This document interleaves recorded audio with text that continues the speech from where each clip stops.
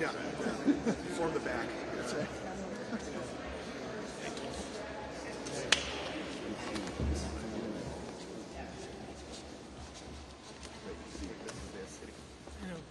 City should come in front of the city council should. Council should.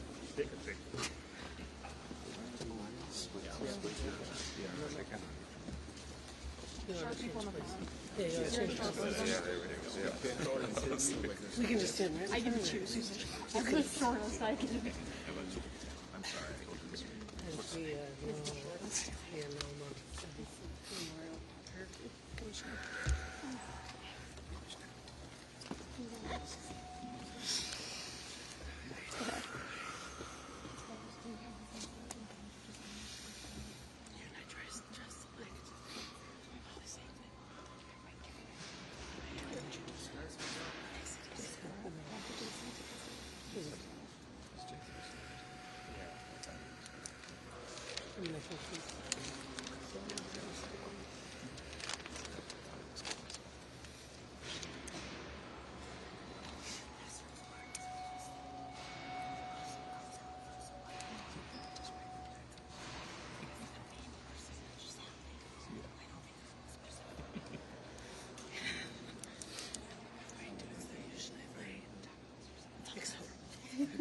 This is awkward.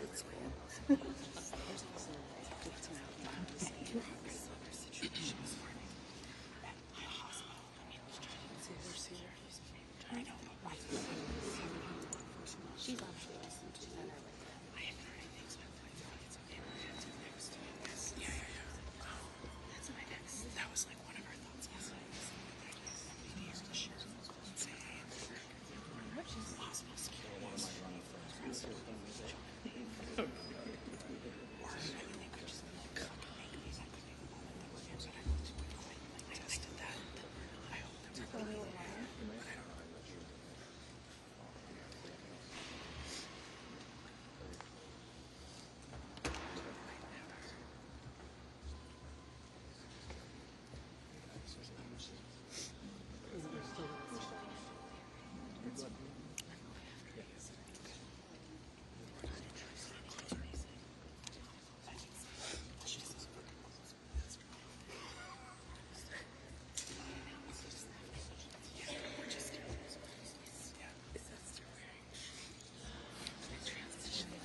Morning.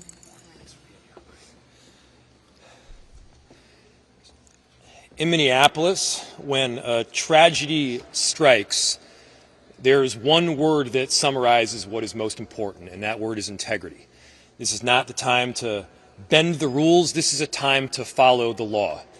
This is not a time to hide from the facts. This is a time to embrace them, making sure that we're pushing for transparency every step of the way.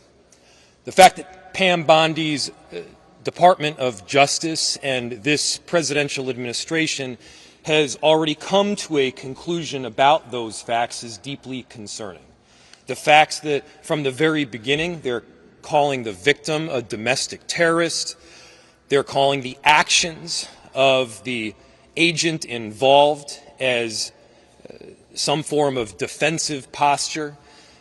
We know that they've already determined much of the investigation, and even if they haven't, there is the appearance that there is some conclusion drawn from the very beginning. If not hide from the facts, why not embrace them?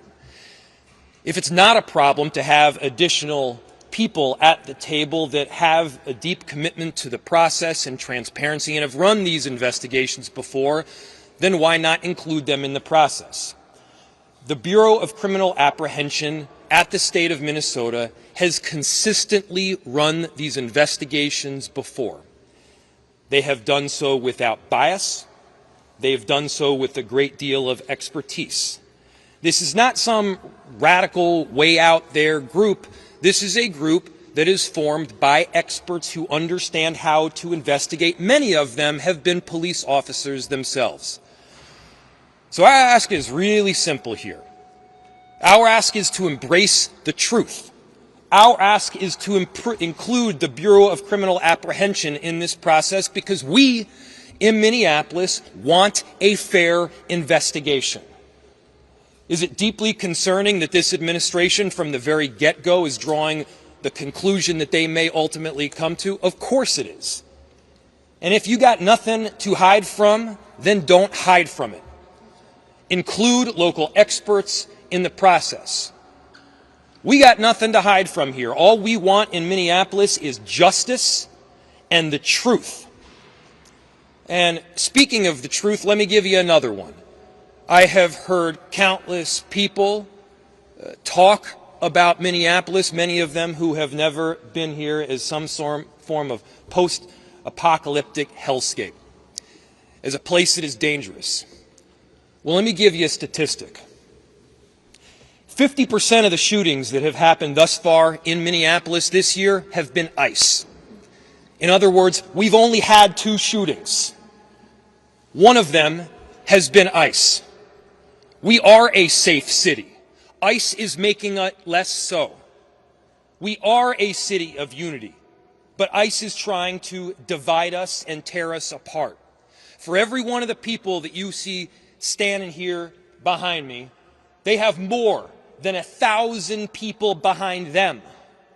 They have people that are committed to their neighbors, committed to integrity, committed to justice, and committed to getting the truth. We will not back down from it. Among those that won't back down from it is the person who I'm about to introduce. His ward is right on the borderline of where this particular shooting happened, and that is Councilmember Jason Chavez. Would you please give him a warm round of applause?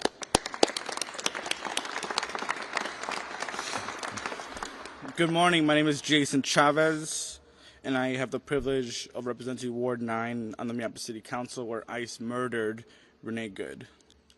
I want to let you all know that our entire community is mourning because of the inhumane tactics of ICE separating our families, forcing people back into the shadows, and the pure brutality by Immigration Customs Enforcement.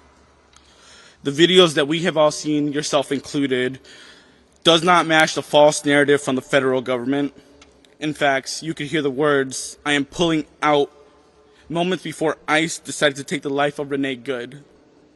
She was a mother, a wife, and a beloved community member, not a domestic terrorist. I'm calling on Trump's FBI to allow the Minnesota BCA to have access to all the information so an independent investigation can occur.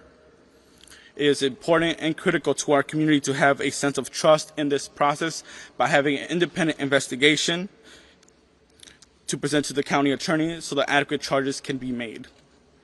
But most importantly, I am here on behalf of my entire community, echoing the calls to arrest, to prosecute and fire this ICE agent who murdered Renee Good, and to hold those accountable complicit in this crime.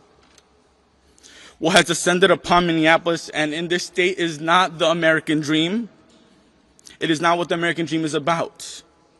Our immigrant neighbors are here to work. They're here to provide for their family and to achieve prosperity. Instead, what we are seeing in Minneapolis and across this state is ICE kidnapping our family, following folks driving to work and kidnapping them, following people as they're heading to school or to the daycare, picking up our immigrant neighbors from bus stops. While neighbors are struggling to afford groceries, they're picking them there as well. I've personally been on the streets since this first happened, and I've seen too many ICE agents kidnap our neighbors from their cars. And to that, we're always going to condemn it. And as we continue to ask for justice for Renee Good, we're going to ask our community members to stay on alert. As a proud son of Mexican immigrants, I ask Minneapolis and Minnesota to rise up, to do everything in their power to defend our immigrant neighbors, to continue to observe the illegal actions by ICE, to blow your whistle when you see immigration enforcement in your neighborhood, to get trained on rapid response so you can educate your neighbors on what is happening on your block, to provide rides to your immigrant neighbors who need to go to work, who need to get groceries, who need to see their children come back home safely, to help your immigrant neighbors move their cars during snow emergencies, because what we are seeing is many of our immigrant neighbors being picked up simply by moving their cars. To help your neighbors take out the trash, because there are many reports of neighbors being kidnapped while they are taking their trash out. To support our immigrant-owned businesses, to drop off groceries to our children, mothers, fathers, our community members that are starving, and to let them know that ICE is not welcome in this city and in this state. And lastly, we're here to demand justice for Renee Good.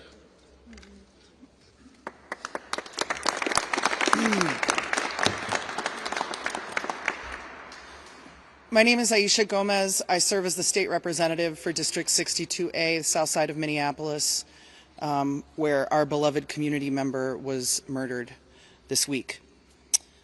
I'm so grateful to Councilmember Chavez for explaining this moment to us and calling on us as a community into this struggle that our neighbors are facing. With respect to the investigation into this shooting, there's really only one question in front of us. Are we going to design a process that's legitimate or not? In 2020, the state legislature created the Force Investigations Unit after the murder of George Floyd, which happened right around the corner, 7 or 8 blocks away from where Renee Good was murdered. This unit was established after a long process of looking into what are the best practices when there is an officer-involved shooting. We learned a lot about this in 2020 in Minneapolis, unfortunately. One of the things that we learned is that if you actually are interested in public safety, if you actually are interested in the legitimacy of a law enforcement force in your community, then you must be invested in accountability, in transparency, and in fair investigations when bad things happen. That's right. And so that's the question in front of us. Do we want a legitimate investigation that pulls in the professionals of the Minnesota Bureau of Criminal Apprehension who are trained to do this, who have done this over and over, who have the kind of local connections and local legitimacy that the FBI could just never have because they don't have that kind of presence here?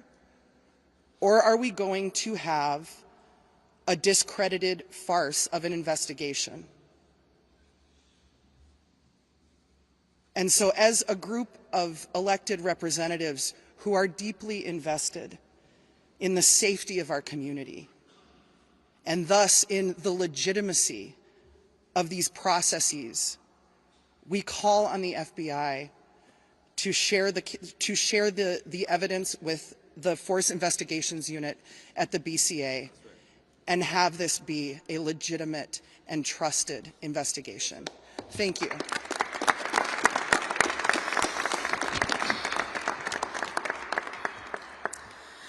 I'm Hennepin County Commissioner Irene Fernando, but you can call me Commish. I use she, her pronouns, and I'm a very, very proud child of immigrants. I'm the youngest woman to ever serve on the Hennepin County Board. I'm the first Filipino American elected in the state, and I'm Hennepin's first board chair of color in our 174-year history. My heart is grieving for Renee and her family. This is an unimaginable and preventable loss. I honor Renee's humanity and life, and I acknowledge the deep pain felt by her loved ones and neighbors. The taxpayer-funded actions and harm we are experiencing right now are inhumane, unlawful, and unconstitutional. United States due process means that justice is pursued through legal action, credible investigation, and courts, not through guns, murder, and violence on our streets. There's jarring footage that show ICE agents stage at elementary school bus stops and going door to door. Often agents are unwilling to provide a badge number, a warrant, or any legal documentation. This is a terrifying reality for Minnesotans since we are still grieving Speaker Hortman's assassination due to the impersonation of a police officer at her doorstep.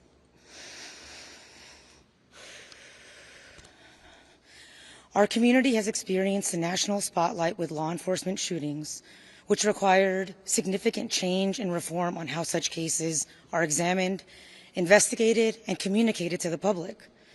It is critical for our communities to have some sense of trust in the process in order to meet the standards set by Minnesota law and resident expectations. This is why we're calling on the federal government to cooperate with a joint or independent investigation conducted by the Minnesota Bureau of Criminal Apprehension. The thought is that they would do this together, but if for some reason that is not possible, please allow shared evidence for a parallel investigation. The Minnesota BCA is the only nonpartisan state agency equipped to investigate robustly and effectively, in part due to their establishment of the Force Investigations Unit. They have the expertise, they are equipped, and they are ready to pursue justice on behalf of Minnesotans. Alongside their own investigation, the BCA, alongside the federal investigation, the BCA can and should conduct this parallel process, which means full access to the information, evidence, and case file. Because in Minnesota, we expect that investigations are completed by the BCA to then get reviewed by the county attorney to determine if the use of force was appropriate or not. We have a process here to review force. We have full trust in this process and in the county attorney to do the objective review needed based on the facts and Minnesota law. The idea that our federal government would not fully cooperate with the BCA in an investigation creates even more mistrust among our community members because we know federal investigations are very rarely released to the public.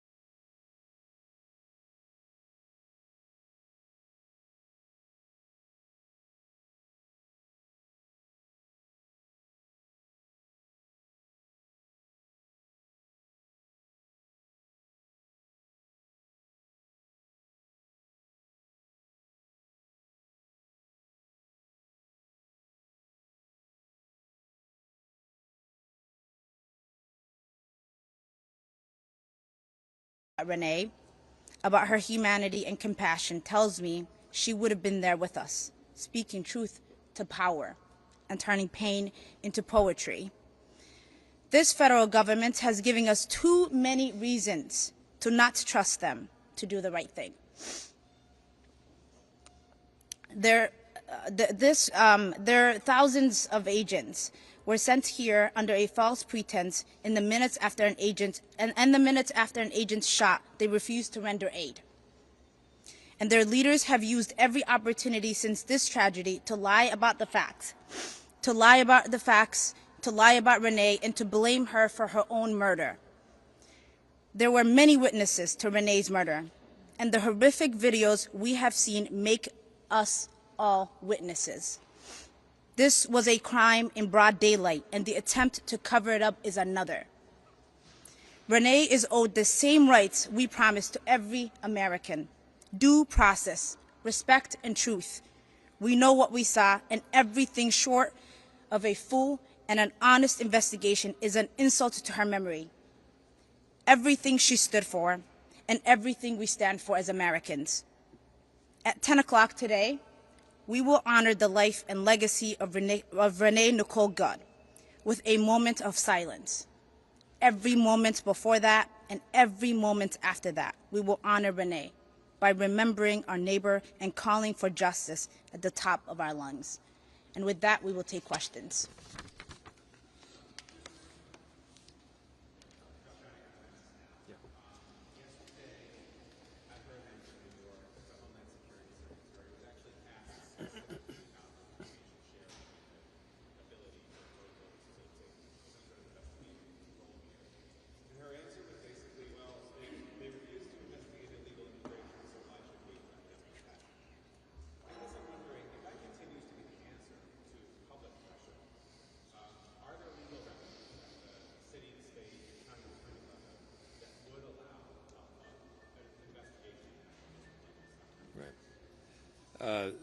So the question stemmed from an answer from a press conference that happened in New York City just yesterday, where it was asked, what is the general process for doing this? Are there legal remedies that are available at the city, county, state level, et cetera, where we would have the ability to move forward with either some form of investigation or prosecution? First, there is some precedent that is important here. There have been instances in the past where there was some form of shooting or an officer-involved killing that took place by federal agents or U.S. Marshals or beyond that did have local and state entities in control. By the way, we're not even talking just about full control here. We're talking about being at the table. We're talking about an investigation that includes the Bureau of Criminal Apprehension. And for those that may say that we have a predetermined outcome, we are not the ones that are conducting the investigation. The investigation would be conducted by the Bureau of Criminal Apprehension. They are well equipped to do it. They have a long track record of doing thorough investigations and, by the way, coming to results that both saw culpability and a lack thereof.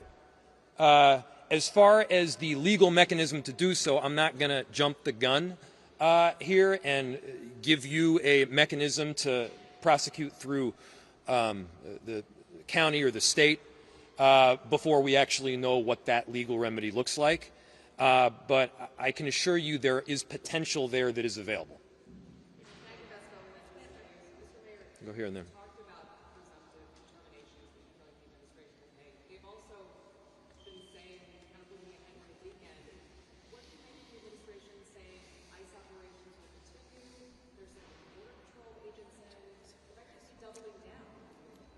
Well, I think what this does ultimately is expose the truth. What did they say when they came in here? What has this administration stated as their reason for coming into cities around the country? The reason that they've stated, safety, driving down crime. Well, let our statistics speak for the trajectory. They are clearly driving crime up. Up until last night, we hadn't had any shootings in this city other than ICE. Our city is safe. our city is welcoming. They are making it less so. And so it is a massive issue that they continue to exert their presence in Minneapolis and beyond. By the way, it's not just our city that is feeling the impact. I know that there are a number of legislators behind me that can speak to that.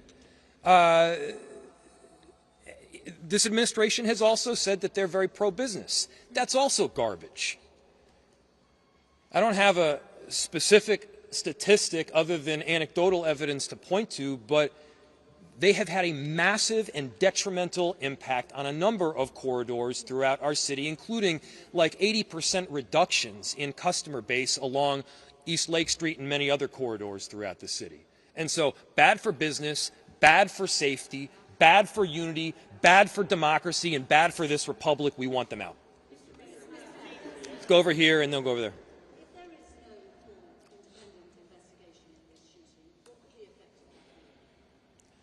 So the question is, if there's no full independent investigation of this shooting, what will the effect be? I mean, I think it further undermines trust in government. You know, the quickest way that you erode trust in government is to refuse to enforce and hold accountable people on laws that you pass. There are laws that are around this. There are standards that are around this.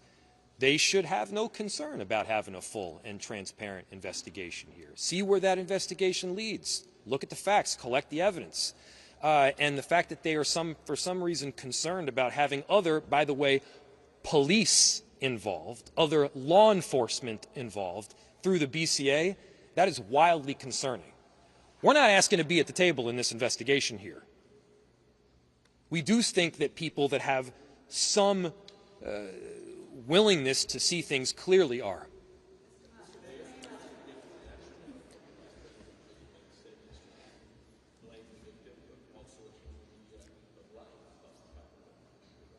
Well, I think we got to get to a point here where we're not trusting everything that they're saying, and I think you guys they're there at this point. I mean, I think he also asserted that because you work at the federal government that you somehow have absolute immunity from committing crimes. That's not true in any law school in America, whether it's Yale or Villanova or anywhere else. That's not true. If you break the law, if you do things that are outside the area of what your job responsibilities require, and this clearly seems to be at the very least, this is great. At the most is what you heard people say back here. This is a problem and it should be investigated. Yes. A couple questions for you. First, have you heard personally anything from the Trump administration or the president himself? And also, the administration has pointed to some of your comments right after the shooting as turning up the temperature in this city. Yesterday, we did see some protests that, turned volatile at times. There was pepper spray, there was tear gas. Do you stand by your statements to telling ICE? Yeah, they stand by their statements. Do you stand by your statements? Yes. I stand by my statements. We stand by our statements. I'll look back to what I said. What I said was it was reckless abuse of power. Yes, it was a reckless abuse of power. I said that what the narrative that the administration was pushing in the immediacy following this shooting was garbage and false and BS. It was. I stand by every one of those. And, this notion of inflammatory comments, I mean, come on, guys. I dropped an F-bomb. They killed somebody. Which one of those is more inflammatory? I'm going with the killing somebody. I'm going to do like a couple more, and then I'm sure there's some other people behind me too. Yeah.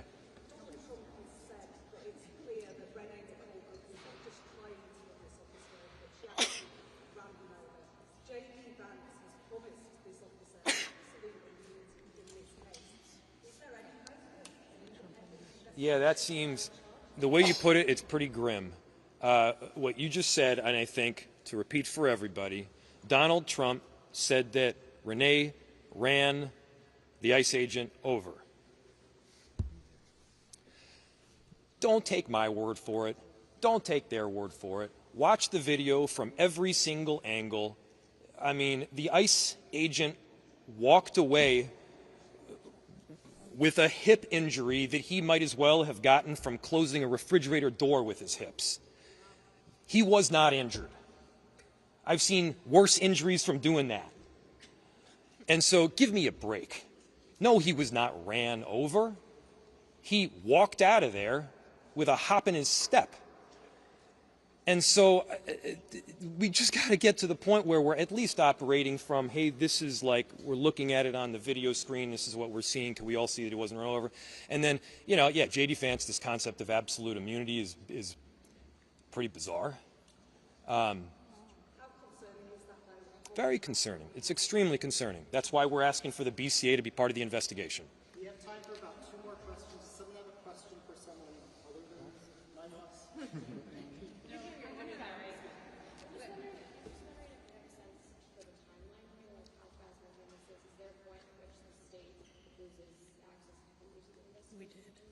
Do you want to answer that? I don't know the exact timeline, but I imagine the answer is yes. Go for it. Jamie Long, State Representative, Minneapolis Representative. There have been instances in the past where the FBI has shared information weeks after or even months after. It would be much better if the Bureau of Criminal Apprehension were able to be involved right now. There is time-sensitive evidence. There are memory lapses that happen if you aren't able to interview witnesses right away. And so they were invited by the FBI to participate in the investigation jointly originally. And then for some reason they decided to walk away. We are asking for their full participation as the FBI intended originally. They were clearly told by somebody that they couldn't participate anymore. And when you have the President of the United States, the Vice President, the FBI Director of Homeland Security already coming to conclusions, and then they are told on the ground that they can no longer be involved with local investigators, that causes a lot of concern.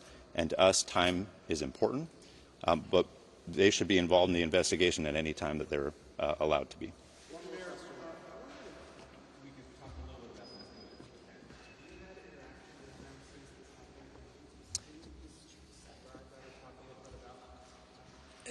So the question is whether I can talk or describe about interactions with Ms. Good and who she was as a person. It would be completely inappropriate for me to do so because there are other people that really knew her, and I did not.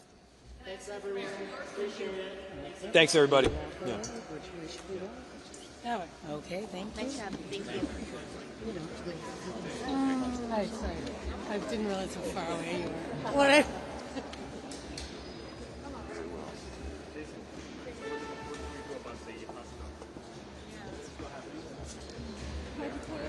Everyone is there. This is the city executive. Council member, Jim. And so were you at the side? Like,